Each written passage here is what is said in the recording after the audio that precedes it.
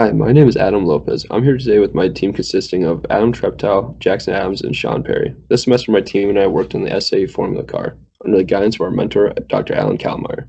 The SAE Formula Car is a project now 3 years in the making in conjunction with NDSU's SAE Club. On screen now, you can see what the vehicle looked like prior to us beginning our work on it. Despite us not being able to complete everything we originally set out to, we were able to add quite a bit to the vehicle. To begin, we completely redesigned the intake. As you can see, last year's was completely made of PLA via extrusion printing. This caused the intake to not be strong enough and caused it to fail during tuning. Our new design has a restrictor milled from a block of dendrite and the rest being printed on SLA 3D printer courtesy of Rob Saylor from the NDSU's ME department. All parts were then connected utilizing a high-grade silicone, ensuring they will be able to withstand the heat and vibrations they are likely to experience. Next, we had to build the nose cone for the vehicle. We tested every step on a mini nose cone that we first built. The practice molding of this nose cone came with a lot of issues, such as the gel coat and the resin melting the foam of the mold.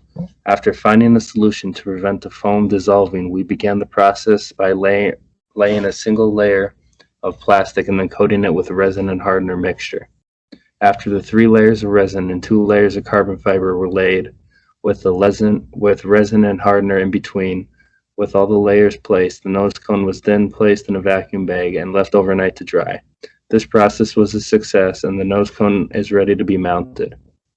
The firewall for the vehicle was made out of sheet aluminum. Once the necessary measurements were taken, the sheet was then cut with a grinder, deburred, and the necessary holes were cut for wire and cable routing.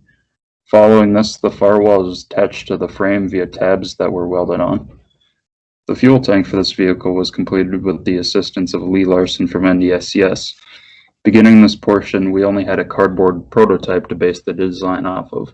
We took this prototype and rebuilt it in CAD, adding baffles, a drain plug, fuel, pump cage, and a filler neck.